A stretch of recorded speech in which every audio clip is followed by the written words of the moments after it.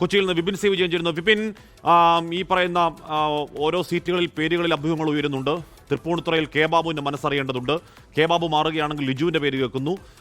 Kalamassery seat ലീഗിൽ നിന്ന് എടുത്തിട്ട് ഒരുപക്ഷെ ഷിയാസ് അടക്കം മത്സരിച്ചേക്കുമെന്ന് സൂചന കിട്ടുന്നു. അപ്പോൾ അങ്ങനെയാണെങ്കിൽ പകരം ലീഗിന് എറണാകുളത്ത് ഏത് സീറ്റ് കൊടുക്കുമെന്ന ആലോചന. കൊച്ചിയിൽ നടക്കുന്ന സ്ഥാനാർത്ഥി നിർണയ ചർച്ചകൾ എങ്ങനെയാണ് വിപിൻ?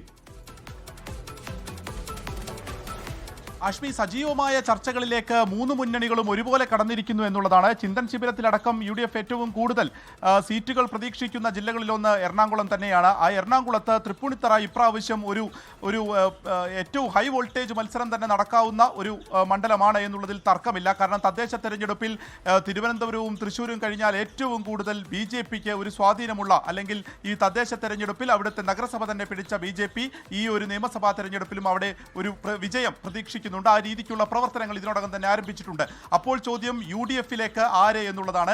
കെ ബാബുവിന്റെ മനസ്സറിയുക എന്നുള്ളതാണ് ഇതിൽ ഏറ്റവും പ്രധാനം. കാരണം അദ്ദേഹം ഒരു അനാരോഗ്യമുണ്ട് എന്നുള്ളത് നേതൃത്വത്തെ ഇതിനോടകം തന്നെ അറിയിച്ചു കഴിഞ്ഞു. പക്ഷേ ഈ തിരഞ്ഞെടുപ്പിന്റെ സമയത്ത് കെ ബാബു മത്സരിക്കുമോ ഇല്ലയോ എന്നുള്ള കാര്യത്തിൽ അദ്ദേഹം മനസ്സ് തുറന്നിട്ടില്ല. നേതൃത്വവുമായി 2 ദിവസത്തിനകം തന്നെ അതിലൊരു തീരുമാനമെടുക്കും എന്നുള്ളതാണ് അദ്ദേഹവുമായി ബന്ധപ്പെട്ട് നമ്മൾ സംസാരിച്ചപ്പോൾ പറഞ്ഞിട്ടുള്ളത്.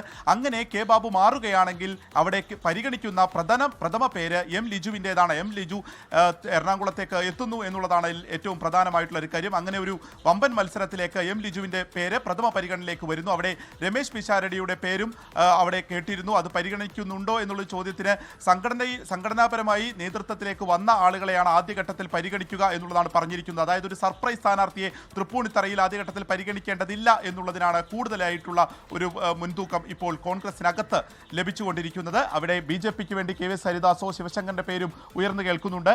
മേയറായിരുന്ന M അനിൽകുമാർ ആയിരിക്കാം ഒരു പക്ഷേ LDFിന്റെ സ്ഥാനാർത്ഥിയായും തൃപ്പൂണിത്തുറയിൽ എത്തുന്നത്.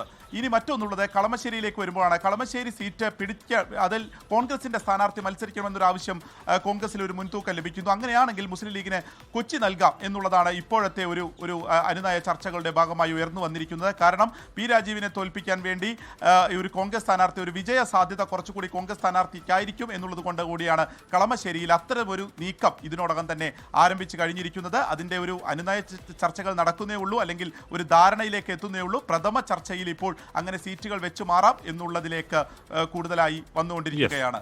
ഹാഷ്മി, ലോകത്തെവിടെയായാലും ഏത് സമയത്തും 24 വാർത്തകളും ഓഗ്മെന്റഡ് റിയാലിറ്റി പാക്കേജുകളും എക്സ്പ്ലെയിനറുകളും വിശദമായി കാണാൻ ഞങ്ങളുടെ YouTube ചാനൽ നിങ്ങൾക്ക് സബ്സ്ക്രൈബ് ചെയ്യാം.